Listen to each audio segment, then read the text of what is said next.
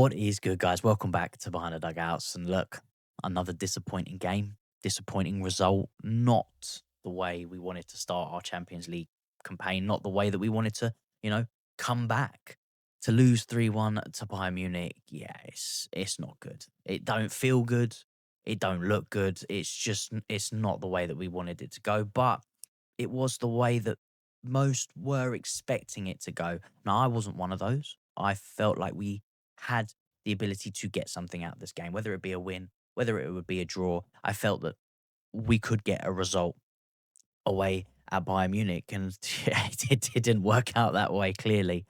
Now, like in the squad, I personally feel that as a squad, we've got players and areas that we're strong in, that we have got some players that can produce a bit of magic that could get us results. But there are areas within the squad that cause us a lot of problems and are subject to the reason why we concede many goals and we draw or lose games. And those areas were definitely highlighted in this fixture, dramatically. Bayern Munich pinpointed those areas, they targeted those weaknesses, and they got joy from them. And we're going to go into detail about those areas. I know you're straight away shouting at the screen already, the defense, yeah, we're getting into all of it now. But yeah, I was expecting more out of this game. And even during the game, like we can talk about the performance wise. Now, it's we played all right, we played well in spells. Of course, now there's many times in games where both teams are going to have good spells. Like it's very rare that you're going to come up against a team that's going to have no control or no good spell in the game. Even when you're playing the weaker sides, they tend to have like 5, 10 minutes of some pressure. Like they look like they're going to create something. And this happened in this game. It was times where we were on top, times when Bayern Munich were on top. The difference is when Bayern Munich was on top, they forced us to make costly errors. And when they got into those opportunities, those scoring opportunities, they took their chances. They were clinical. And you can't really deny it. Harry Kane up front, of course, he's going to bag his goals. And with the pressure that they were, putting on us, it highlighted those defensive weaknesses really, really hard today. Like we've been talking about new centre back, should have got this, should have got that. And we're now playing in the pinnacle of football, the top competition, the European competition that every team wants to be a part of. And in these kind of competitions, these kind of games, you're going to get found out. And that's what happened. We got found out. We got targeted in these areas and we were punished for them. You know, in the Conference League and stuff, you can get away with the mistakes and the errors that were caused in this game. You're not going to get away with that in the Champions League. So it's a big eye opener for the team, for the manager. I won't say so much for the fan base because we know what the Champions League is like. We've been in it before. We know that this is a different kettle of fish. It's a new step up for these lads, and a lot of them have barely played, Champions League or have not played any Champions League football. So experience is definitely on the lower part for this kind of tournament for these players, and it showed. It showed in just the decision making and the chance creation that was produced in this game. And there were a few players that just didn't turn up, a few players that had a howler. But I'm going to give some props first before, because I know this video might come across as a bit negative, but it's not, because I'll give you my thoughts towards the end of how I feel we're going to progress from this. But I want to give props to two players for this game to start off with a bit of positivity, One, Cole Palmer. I'm hoping he is now coming back to the Cole Palmer that we've been wanting to see for a while, that has had his drought through last season, but he now seems to he's had his little bit of rest, but he seems to be coming back and he looked brilliant yesterday. And this is the type of players that I'm talking about that I feel within the squad are that Champions League level player that can get us results. And he was working hard yesterday. He scored a great goal. He was producing things. He looked like the Cole Palmer of old. And I'm hoping the positive out of this is that we are going to see a continuation of his form, because we're going to definitely need it going into, future games and things like that. Another player, and I would say I'm surprised in saying this, but I thought Robert Sanchez yesterday was unreal. And we talk about criticizing him all the time, but he kept us in that game. He made some unreal saves in that game. His distribution, I thought, was really well. I know you could talk a little bit about the Malagusto thing where he was trying to play it out and Gusto got caught in it. I don't think that's Robert Sanchez's fault. There was more than enough time if the player was switched on that error doesn't occur. And we'll get into a little bit more in a second. But for me, what Sanchez did and what he was asked to do, and when he was asked to pull these, top draw saves, even when we was at 2-1, he did it. So for me, I have to give him praise. It was one of those games where I thought, this is, he's an unreal shot stopper. 100%. He looked great in that game. So I have to give him props to him. And unfortunately, in front of him, his defense just let him down. And yeah, to get into the more negative aspects of the point, because again, we're looking at this game in isolation. I'm not going down the rabbit hole of our whole season's over now and it's the end of the world and Armageddon's about to drop down. No, it's more that in this game in isolation, it made a clear point that we fumbled not bringing in a centre back. There is something missing in the partnerships that we have, because I don't even think the likes of Fafana maybe replacing one of the centre backs or Badiashile coming in is going to change anything. I think there is a fundamental missing piece within all the centre backs that they just don't have this the elite world class bone in them, like to take it to the next level, to take the team to the next level. You need to partnership one of them, be that Trev, Tosin, Fafana, whoever it is, with a world class centre back to get the best out of this defensive unit. Because left back, we've got world class left back. I rate Cucurella highly. Right side, Reece James in the right back position. Of course, he didn't play right back in this, and we'll get into the lineup in a second. He's a world class right back. On his day, if he's fit, if he's up for it, he's one of the best in the world. So the fullbacks were great, but it's the middle part, and unfortunately, it's like the most important part of the pitch in the defensive unit is the centre part, and it's not been addressed, and it got found wanting last night against a top European team, which was always, in hindsight, always going to happen because they have the ability to, you know, find the weaknesses and expose them. The lineup for me, I know people upset about the midfield thing with Reece James. I personally think it was the right lineup with what he had at his disposal. Talking about the amount of games, illnesses of some players, because I know Esteval was one of those. Why was he not starting? There was a lot of different factors as to why some of these players didn't get on from the start. In terms of how Bayern Munich play, they play very similar to how PSG play. So he's gone with pretty much exactly the same lineup, obviously bar Colwill because he's out injured, to nullify and hopefully produce the same level of performance. And there were areas in this game where it was working. But the issue I have, and we did a stream on the Blue Lounge last night just going over the game, and I brought this up, like for me, with the Reece James experiment in midfield, I didn't quite understand what his role was in terms of, was he put in the midfield to aid defensively, which in this case it didn't work because defensively it was awful, or was he brought in to aid in the attack, which on occasions he did produce some things in attack.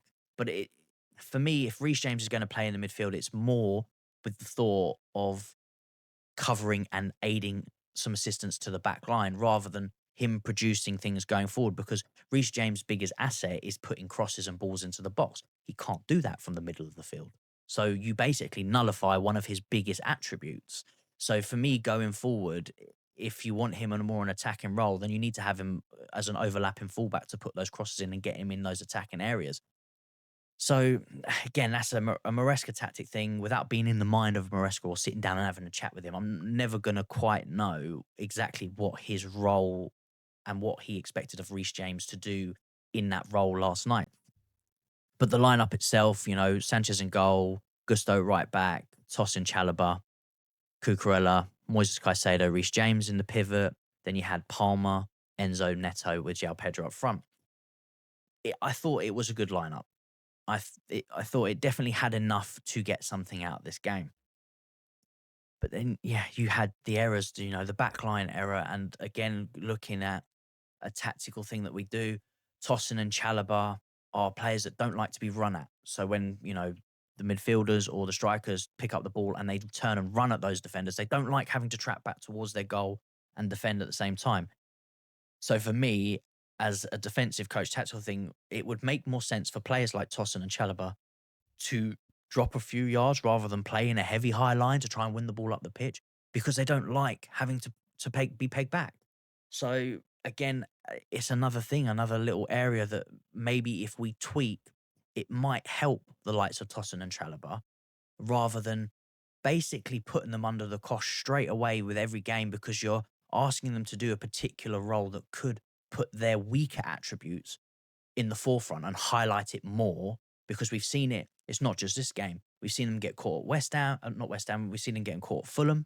We saw them got caught at Brentford. And again tonight. So 3 games in succession where we've had occasions where they've been caught out and having to track back towards goal and have been pegged and they just look uncomfortable. Their bodies don't look set. They're constantly having to switch sort of left and right to keep the defender in their line sight, and they just don't look comfortable doing it. So again, tactically, I would think, okay, maybe we should change how they approach the defending up on the halfway line. But again, it's just these little fine margins, fine little tactical switches that can be done to make the team perform a little bit better. From my personal opinion, again, this is all my opinion, and I'm not a world class coach. I'm not a coach. So it's just from an outside looking and an outside perspective. That's what I would do to maybe aid some assistance because I still think Tosin and Trevor are the best centre backs that we have as a pairing because of the way that Maresca wants to play and what he wants his centre backs to do. I don't think the other centre backs can do that role. And if they were to come in, you're going to lose probably the likes of Trevor. And I think Trevor, he's got to be in the starting lineup for this game or for most games going forward. Now, front line, again, Cole Palmer, quality, produced his quality. He, getting on the score sheet again, I thought he'd done unreal. I think Enzo and Pedro Neto, for me, struggled in this game. Enzo didn't really provide anything going forward, and I think he hindered us a little bit in the midfield. And we got caught out quite a bit because of, his poor passing, because I don't think he made quite a good amount of completed passing in this game. I think he gave the ball quite a lot. And I think Neto on the left-hand side, he just didn't look up for it. And I have to give a little bit of sympathy towards Neto because he's been playing non-stop football. He's one of those players that hasn't had any rest. And he looked dead last night. Even before the halftime come, he looked like he was struggling. So he definitely needs a rest, but it could have been that maybe we could have seen a substitution a little bit earlier. I think the substitutions were right. Again, Esteval coming on. When Esteval coming on, potentially we could have rather seen him go out on the right-hand side because, again, Bayern's right and left back weren't their main choice left back, and that player had been bombing up and down the wing all game. This is an opportunity for young, fresh legs that's got a bit of quality, has got some skills in him to attack that player. But instead, he come in a 10 and Palmer stayed out on the right, where I would have immediately switched that. Just stick Esteval on the right, let him run at that defender and get, crosses in. João Pedro, another one of those games where he was a little bit non-existent. I think the link up, when Cole Palmer plays behind him, it's much better because they link up really well. When Enzo was behind him, it didn't have the same effect. There was many occasions because the ball was going up to him and there was such a distance between him and Enzo that they couldn't do these little 1-2 and he couldn't lay it off. And yeah, he got isolated. In the first half, he had a little bit more joy. In the second half, I think once they made the substitution to bring on Kim at the back, he was solid. He was solid and he locked down that João Pedro in that second half, I have to admit. To point, João Pedro was having to come deeper to get on the ball because he just wasn't getting any joy. But again, it's one of those games, another game that's gone past where he's a little bit non-existent, but it's going to happen. Strikers are not going to perform at the top level every single game. They are going to have dips and forms, and he might just be going through a little bit of dip from, the Brentford game and to this one. I'm expecting him to bounce back very soon, hopefully against Man United this weekend. But look, guys, on the whole, I can go through many, many different areas of the pitch, many, specific players, and we talk about the errors, the silly challenge from Caicedo to cause a penalty. We were under the cosh. They scored a goal. They were on top. They were pegging us back. And it's one of those, a bit of panic set in, and the players made a rash challenge penalty. It was a clear penalty. It happens, and it can happen when you're under that kind of pressure. The first goal, we can talk about the free kick having to be retaken and stuff, but it's, for me, when you've got your striker, the ball's been played out to the right hand side to Elise, and you've got your striker pressing that ball rather than your left back, it doesn't make sense. Like, have your defender defend, because I would guarantee if Cucurella was out there defending that, that ball doesn't come in. Nothing really Trevor could do about the goal. It's come in, it's hit him. He's got two choices. He can try and clear the ball, which he tried. It's gone in the back of the net, or he can try and leave it. But then the player behind him is going to score. So there's nothing really he could do in that situation to change it. What we needed to do was prevent that ball from coming in and having the right personnel to press that ball out there. The third goal, Gusto needed to be better on the ball. I'm not putting the blame on Sanchez in there. The centre backs, again, the ball's been played out from the back. I don't know why they're so wide. There was a massive gap for Harry Kane to just drive into. And at no point, once that ball had been playing out, did they revert and, go back over where that could have been avoided. If one of them stepped over Tosun and Tralliver just to close down that gap in case, rather than being reactive to the situation, be proactive. Go, the ball's been played out. This, can I move over and protect that space in case something happens? Because it's free. If we're there and we're set, Harry Kane doesn't have a free run through, and it just didn't happen. So again, Bayern's pressure opened up our weaknesses, and they punished us for those weaknesses, and that's clearly as what's happened in this game. There is a lot of work that needs to be done. That's the matter of fact here. I'm not going to go into any more detail on this game. It's done now. Am I feeling down? Yeah, I'm disappointed because I wanted a better result. Do I think it's the end of the world? No, much rather this result happen now in the first game in the group than, if this was the second to last or last game, then we'd be looking at a real problem. But we've got now time to fix this again. It's still early on in the season, so the team is going to improve. The players, like on the left wing with Gittins, Garnacho, their fitness is going to get improved. The players that have just come back from injury, their fitness, their quality is going to improve. I think Lavia is going to be a big plus for us to come back as long as he can stay fit. I think he will be a big plus because I think he's going to be important in for that midfield. Santos is another one that I would like to see get a few more minutes because I think every time he's come on, he's produced something. And that little pass into Cole Palmer, obviously it was offside, but to have that vision, and he seems to have the ability to weight his path perfectly in those tight areas because it's a small margin of error between the goalkeeper and the back line to be able to pick that pass out. It takes quality, and he seems to have that kind of quality. He did it for Strasbourg. He seems to be producing it, and it will come off. So I hope to see him get a few more minutes down the line. And players that have been sick recently, again, they'll come back to full health and full fitness. So we are going to improve. I don't think it's the end of the world. We move on from this game. We take it in isolation. It's done now. United's the next fixture. We do need to come and get a win to start picking up some momentum because we're going into the likes of Liverpool and that next. If we can beat United, beat Lincoln, we will stand a better chance of beating Liverpool in the coming weeks. But if we're not going to pick up any momentum, it's going to be a difficult task for us to get results against, the bigger teams. So, like I said, this game is done now. Isolation's over. Yes, I know I'm disappointed. I know you're disappointed, but it's not a time to completely down tools and think the world is over and we've got no chance of competing in the league, the Champions League, whatever, because it's wrong. We do have a chance. We have got a good team. There's just little things that need to be improved upon and maybe some tactical switches that need to be done to maybe prevent some of these errors and these, likes of the centre back being isolated and being sort of targeted in the future games. And I think that will come, and I do think there will be some sort of switch in the coming weeks. But for now, guys, that is all from me. I went on a bit of a rant, I know, but I'd love to get your thoughts on it. Let me know how you think this game went. Drop your thoughts on the lineup, players, performances, and let's have a chat about it. Let's have a good discussion. I love to have a debate with you all in the comments, because again, I'm giving you my thoughts in these videos. So I'd love to get your thoughts as well. Different opinions. We all love the game. We all see the game a little bit differently. But for now, guys, take care of yourselves. And if you are enjoying these videos, hit that like button, hit the subscribe if you are new around here. But for now, take care of yourselves, and I will catch you in the next one.